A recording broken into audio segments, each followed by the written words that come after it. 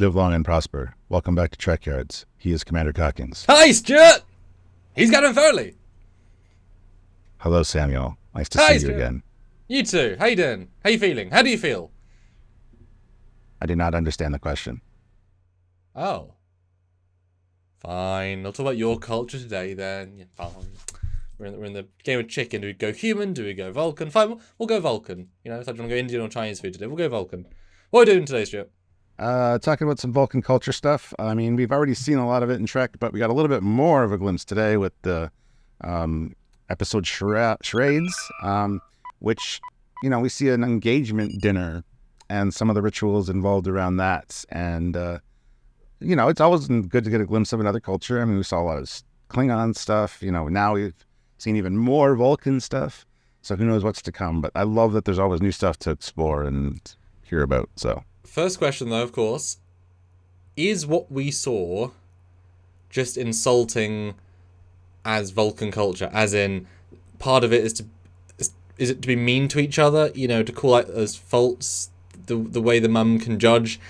Is the society mean? Is it petty, or is there something deeper there, Stuart? What do you think? And how it projected Vulcan? What, you know, why am I projecting an emotional reaction onto just blatant honesty, right? How did you approach, sort of, how do you feel about that? That's an interesting question. I just feel that Vulcans are kind of, well, as Spock says in this episode, actually, they do feel emotions much more intensely than humans. That's why they choose to kind of suppress them. So I think that's kind of like a passive-aggressive way of telling people their faults, because it's not, it is super logical to tell somebody if they have a fault, though. It's interesting. They're just mean. It goes back to the Enterprise Vulcans a little bit, that were kind of just assholes. So, because self-improvement is logical, especially when elements are fixable. You know, if you bite your fingernails, it's hurting yourself. Tell the person, hopefully they can stop. Some people can't, but hopefully they can stop, right? Or smoking or drinking. There are things that are just detrimental. How can it be mean to say don't do it, right? Now, of course, this episode had the added layer of the mother disapproving. So, obviously, the extreme value... I'm sure not every wedding ceremony or engagement, the mum might just say, "You're too tall and you smell too good." It's like, right, thanks. Because there's nothing to say, right? I'm sure that varies based on, you know, the internal need to say them versus like, he's good. So that was obviously a slight caveat there, but... Well, it's like Amanda. She's like, you could visit more. It's like, that's not much of an insult, but, and she goes on to say, yeah, she knows my feelings already. I was not trying to be excessively mean. But is it mean? Is it truthful? Is the truth mean? Or is that how you say the truth? Because it's not as if the Vulcan mother was saying outside of the ceremony, you know, it's like the forever hold your peace. It's not mean to say I object. That's the moment you object. Right? Oh. It's in context, so that was the one time she can be critical. It's an interesting question, for sure. I don't know if I have an answer for I know. it, honestly, but... Well, it was well handled, wasn't it? Because there's all those veneers of different characterizations, different motivations. I mean, clearly the dad was happy to be there, and you know, he was having a nice time. He wasn't going to go all over the place with negativity. It was just the mum who was adding that extra oomph to it. And I thought she was going to be much more mean. I mean, she was mean, saying, you know, you're ashamed to your family and blah, pretty whatever. Big stuff, really. But at the same time, I expect her to kind of fire more off at the same time. I know you only got a certain amount on that timer, but she very much took her time and said it. So, yeah, it hurt, I guess. And I'm sorry, this is kind of sidetracking just 1 second, but Spock was literally vibrating. Like, you could tell there was emotions going on. Anybody that had any eyeballs could see that, but that was never really called out. Anyway. Well, obviously yes, but I don't think any of them would have, you know, sometimes you can ignore the obvious if it's not within the realms of logic. There's no chance he's suddenly a humanoid being without, like, it's a 0% chance, right, unless random alien intervention, so they would sort of just, or, you know what I mean? It wouldn't be the assumption, which is why even when they looked at his hair, they're not going to assume it's fake hair. They're just going to assume he had a bad hair day, because you wouldn't go to that extreme. It's like your thing with the Sherlock Holmes. The most obvious answer is not he's been genetically modified to be human. he's having a bad day, right? So, and that's obviously logical. But yeah, certainly, but that's a hard scene because you want Ethan, Spock actor, to play the scene. But yes, a Vulcan who's trained. I mean, the mum's presumably like 90. She's seen people. She's experienced. She's going to be able to see. That said, though, she hasn't been around humans very much. Clearly, by choice.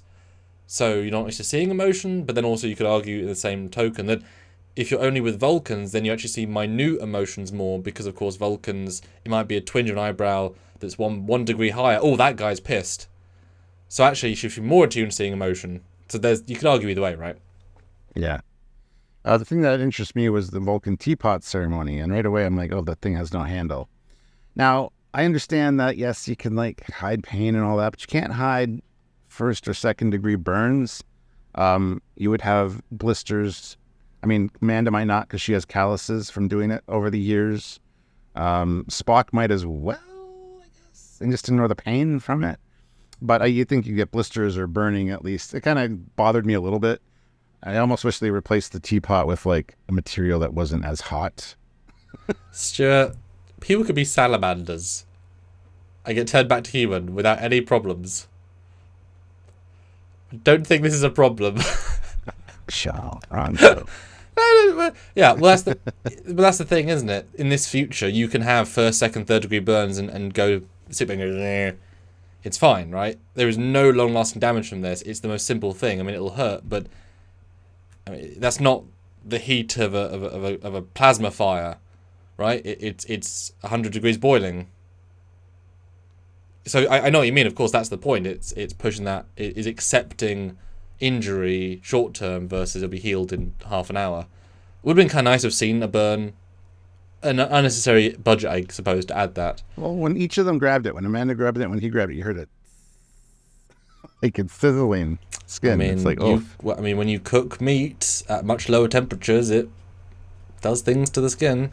Yeah, exactly. Yeah, but and hey, I mean, a great Amanda moment. I mean, that was a really strong thing. The fact that she's so used to this that she's actively had to suppress, not feeling it, but making it a notable thing. I mean, well done. Obviously, the actress isn't feeling anything. She has to, put nothing to the performance. That's the joke versus adding something. But that was a really good moment for her. But I was actually surprised there wasn't more to the they didn't really eat. They had a little bit of. Well, it wasn't up to the standards, Stuart. But the dad liked it. He liked the more flavor. I love taking a reason. I was like, yeah. Oh, yeah, fair point. Exactly. Yeah. So respectful. So it was like the making the tea and the teapot ceremony, which there's a Klingon tea ceremony as well, by the way. So that's cool. And then there was the insult slinging issue, and that was pretty much it for that. So it's nothing. I think it was that involved, really. It seemed like this big ordeal that it was going to be, and it was just kind of like simple. There might have been more that we didn't see, but yeah, I assume there's a middle we didn't see, but also I got the sense that originally this would be on Vulcan with 30 friends and family at a party room or one of their biggest house. And this was the huge concession, like, well, we need to do this. Last chance, boy. You've got an okay room, we'll do it here, we'll do it as small as possible. Pike will be our witness. I got that sense it was a stripped down version, because obviously if it was 20, 30 people, there might be a speech, there might be, they might have skipped a couple of party steps. But I assume there's something in the middle about vows and positive things. And more than one mind meld, because of course we saw one the mind meld, yeah. But the mum and daughter would have to do it as well, I assume. Although, boy, thank God there wasn't. I'm shocked there actually wasn't. I mean, it ruined the story, of course, but I was shocked there wasn't a mind meld between son-in-law and mother-in-law. Yeah, me too. That would be, like, swapping those would be logical. So they could understand each other better. Yeah, I totally agree, and I thought the same thing at the time. Because how are you benefiting from melding with your own parental versus... I mean, obviously, it's a very intimate thing, right? I get that. But that I would have thought would have been the obvious step. And I could have even seen it being, thank God it was my mother with a dad, because gender roles. It could have been dad with dad. And which would make sense, because T'Pring with a meld with Spock's mum. So that swap. And then dad would have been, like, positive, because he's actually for the Union. That could have been nice, like... Yeah, that would have been good. Thanks to the memory, Spock. I enjoyed that. Or, the Vulcan way of saying that. And then T'Pring with Amanda. And then the other mum's left out. And it's like, stewing like, that could have been a really fun bonus. And that would have made a lot more sense too, because they were really worried about getting the Vulcan thing back before the mind meld. That was the whole thing. And his overreactions to the mind meld, like, I'm trying to read the memories. He obviously is not going to do that there. Like, so to fake that with the mom is not a big deal. But they were putting emphasis, if you watch it a few times, they're putting emphasis on getting, I hope this comes back before the mind melded part, which they're saving to the last. And luckily, Chapel shows up with the vitamins. And so there is actually an exchange during the mind meld, but it seemed odd that it wasn't with the other. Yeah, I totally agree. It would have been more stakes, I think, in that regard. And there was no stakes with the mom can fake it, the Spock will fake it. The underlying point is that Spock can't lie. He's never learned in any form. So, and he can't act. He's a science officer. He's not an actor, even though he's an actor playing a science officer. And that's why they overdid. Plus, I'm sure, the heart rate being, he's never felt that level of adrenaline before. It's different. So, whereas in fact, mind meld needs to be as subtle as possible. You don't even do anything. You just say the words. You pause a bit.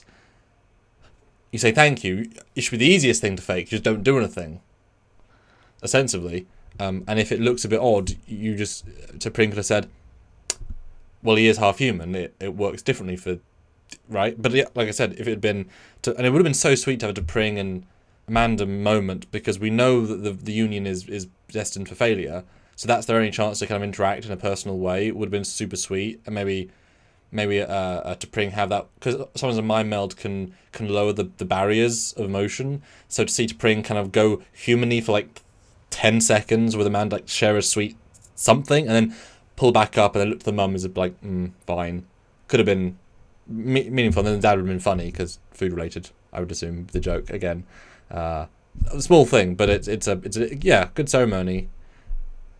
Would have been funny overall if he got the mind meld powers back and did meld with the dad, and he's like, bacon.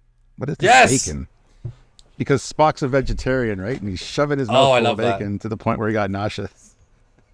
The memory you've shared with me is bacon, and he turns to Pike, have you got bacon? And Pike's like, it's meat, or something. Yeah, that would have been epic, funny, actually. Yeah. Oh, but then that would have obviously the emotions would have come through with it would have given away. Yeah, exactly. But it would have been funny because the food tie-in, he could have actually like, that was very pleasant. Thank you, Spock.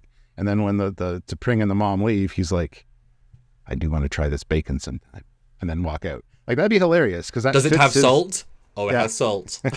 That fits his persona of liking the food and being kind of food oriented. That'd been great, actually. I actually would have liked, and again, this episode's great, right? These are all like additions to actually have the dad be off the scenes we'd seen, say, I actually like this union because I like Sarek a lot. I think Amanda's great. Like, he's a fan. He sees the love value, and the mum is like super down. So he's actually rooting. So, like I said, if he mind melds and he senses a little bit and he ignores it because it's fine, would have been kind of sweet. Of course, you don't want to push the mum to be too negative because, of course, that's just mean, right? But they kind of went pretty far anyway. But yeah, it's I guess Tuvok did this with his wife and other Vulcan of marriage that we don't know about. Although, would this have, I guess Trip and T'Pol would have done this if they got married? If he didn't die in season 4? I mean, probably, yeah. Retcon that shit. It's one of you shows. Happy ending that. That was good. I liked it. And the costumes were great. I thought they did a really good job on the costumes. Spock was both formal, festive, shiny, and classy. I thought T'Pring's outfit was spectacular. The dad's was nice. The mum's was, she's not trying to impress, so it's kind of a bit more dour. Deliberately, she's not trying to be positive in the dress code. And Little was made of Pike's new wraparound, another variant. It's a nice one. It's nicer than the other one, I think. Almost unsung in how minimally you sort of notice it. Yeah. Well, there you go. Some more Vulcan traditions and some ideas we had. So let us know in the comment section what you thought about it. And yeah, we look forward to hearing from you. Hit like, subscribe, and don't forget to hit that bell notification icon so you don't miss any of our content. And support if you can via Patreon, which is monthly. Join the channel via the join button. That's why I'm separating them, because there's different buttons. Or PayPal, which is trekyards@hotmail.com. Any amount helps us make this show. Or one-time donations via Super Thanks on any video, like this one, or the last one, or the last one, or one 5 years ago, one 8 years ago, goodness. Or Super Chat on any single live. Your comment, question, thought. We enjoy having the conversation, and we thank you for your support. Great. So until next time, he is Commander Cockings. He's Adam Foley. There's all. Bye, guys.